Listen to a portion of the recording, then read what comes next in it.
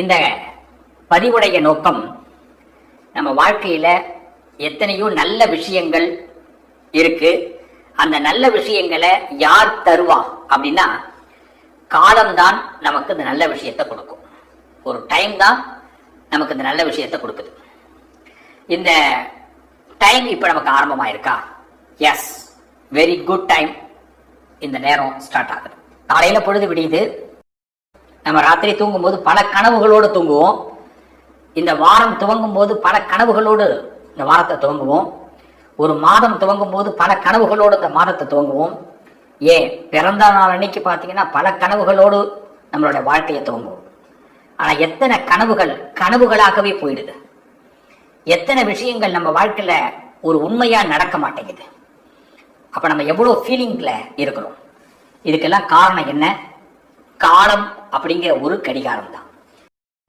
நம்மளுடைய கிரகங்கள் நமக்கு சாதகமா இருந்ததுன்னா, அதுல முக்கியமா சனி பகவான் சாதகமா இருந்தாருன்னா நம்ம கிட்ட காலத்தை உணர்த்திடுவார். ஒரு ஆக்சிடென்ட் ஆக போகுது. ஆக்சிடென்ட்னா ஒரு காரும் மோதிக்கிறது, பைக்கும் காரும் மோதிக்கிறது மட்டும் இல்லை. வாழ்க்கையில எதிர்பாராத விதமாக நடக்கக்கூடிய அத்தனை சம்பவங்களும் ஆக்சிடென்ட். இதற்கு என்ன காரணம்னா, நமக்கு ஒரு விஷயம் அலாட் கொடுப்பாங்க. ஆனா நம்ம அந்த அலாட்டை புரிஞ்சிக்க முடியாத இடத்துல இருப்போம். இந்த சனி பகவான் அந்த அலாட்டை புரிய வைப்பார். என் உறவுகளே, உங்க ஜாதகத்துல இந்த காலகட்டம் சனி பகவான் எப்படி இருக்காருங்கிற ஒரு விஷயத்த மைண்ட்ல ஃபர்ஸ்ட் ஏத்திக்கிங்க. என்னைக்குமே நம்ம வாழ்க்கையில ஒரு சின்னதா ஒரு பயம் இருக்கணும். அசால்ட்டா நம்ம சில விஷயத்த போகக்கூடாது. கவனத்தோடு தான் போகணும். இன்னைக்கு பணம் சம்பாதிக்கிறோம் எல்லாரும். ஆனா அந்த பணத்தை செலவழிக்கிறது தான் ஈஸியா இருக்கு, சம்பாதிக்கிறது ரொம்ப கஷ்டமா இருக்கு. அப்ப அந்த பணம் நமக்கு நிக்கணும், நாம நினைச்சது நடக்கணும், நம்ம கனவு கனவாகவே போயிடக்கூடாது, நிஜமாகணும்னா காலப்புருஷ தத்துவத்தை சரியாக தெரிந்து கொள்ள வேண்டும். அப்படி ஒன்ஸ் தெரிஞ்சுக்கிட்டோம் அப்படின்னா நம்ம லைஃப்ல கண்டிப்பாக ஃபெயிலியர் வராது. அதுக்கு என்ன பண்ணணும்?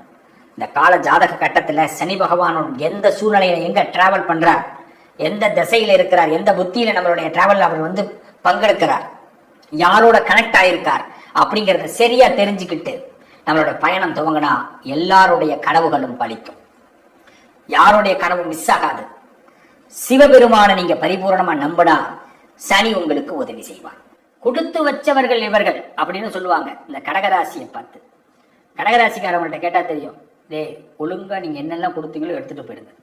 ஏன்னா நீங்களாவே உள்டாவா எங்களை கொடுத்து வச்சவங்கன்னு சொல்றது எங்களுக்கு ரொம்ப வருத்தமா இருக்கு. வெறும் கஷ்டத்தை தான் ஆண்டவன் கொடுத்து வச்சிருக்கிறான், கவலையை தான் கொடுத்து வச்சிருக்கிறான், வருத்தத்தை தான் கொடுத்து வச்சிருக்கிறான். ஒன்றும் நல்லதெல்லாம் பெரிய அளவில் கொடுக்கல. காலையில சிரிச்சா சாயந்தரம் அழறோம், சாயந்தரம் சிரிச்சா காலையில அழறோம். 6 மணி நேரம் கூட எங்க சந்தோஷம் நீடிக்க மாட்டேங்குது. இதுல கொடுத்து வச்சவங்கிற பேர் மட்டும். எத்தனை கனவை கலைச்சிட்டு எத்தனை கனவு கலைஞ்சு போய் உட்காந்துருக்க தெரியுமா அப்படின்னு வருத்தப்படக்கூடிய கடகராசிக்காரர்களுக்கு இந்த சனி வக்கர நிவர்த்தி சில சவால்களை உங்கள் கண் முன் நிறுத்த போகுது. அந்த சவால்கள்ல அசால்ட்டா அடிச்சு காலி பண்ணி ஜெயிக்கலாம். ஆனா சவால்னாலே என்ன பண்ணக்கூடாது, அதை சாதாரணமா நினைக்க கூடாது. அதுதான் ஃபர்ஸ்ட். வீட்டுல சின்ன எறும்பு ஒண்ணு இருக்கும். நல்ல உதாரணத்தை கவனிக்கணும். இந்த சின்ன எறும்பு என்ன பண்ணும், மரம் இருக்கிற ஏரியாவில் அது போகும். மரம் எங்க இருக்கு?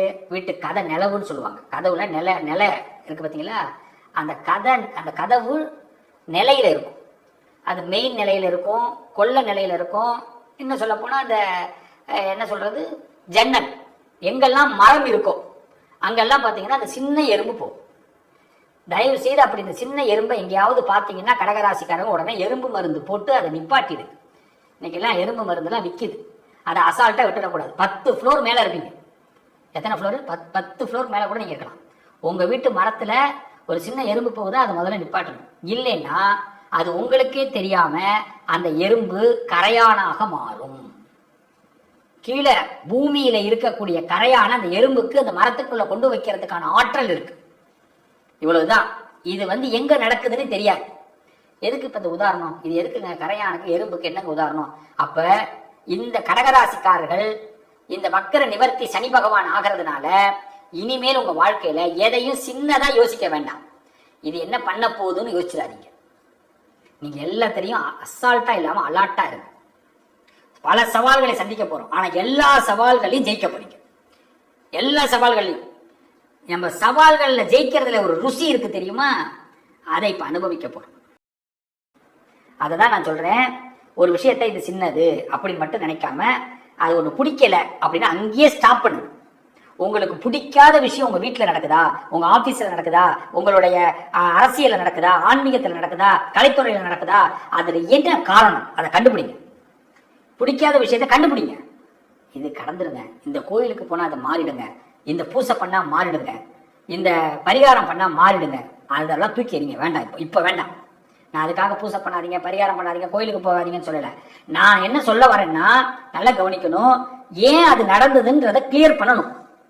அதை பண்ணாம இதை பண்ணிட்டு இருக்க கூடாது.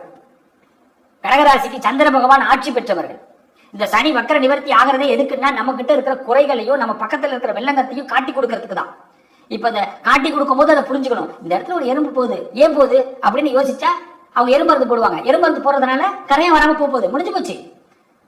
சின்ன எறும்பு, சின்ன எறும்பு தான் நிலைய வீட்டுடைய வாசல் பிரதானம் அழிச்சிருது. அது மாதிரி எதையும் சின்னதா யோசிக்காதீங்க.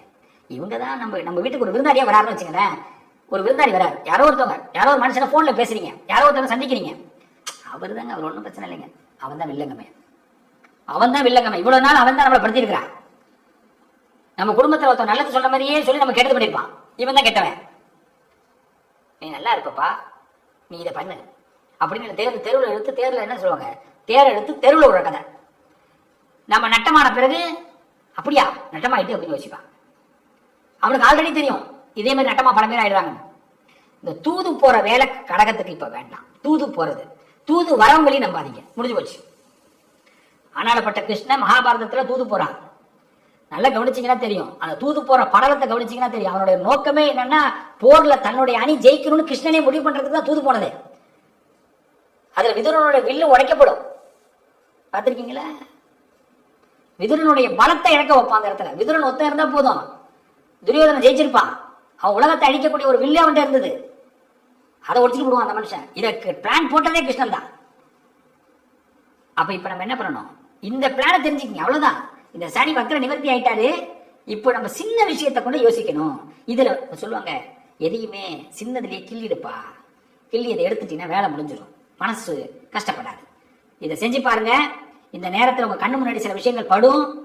கடகராசிக்காரர்கள் அதை சரியா பயன்படுத்திக்கிட்டீங்கன்னா நீங்க தான் ஜாக்பாட் அடிக்க போறீங்க. நீங்க தான் பெரிய பிரில்லியன்ட், நீங்க தான் மிகப்பெரிய வெற்றியாளர்.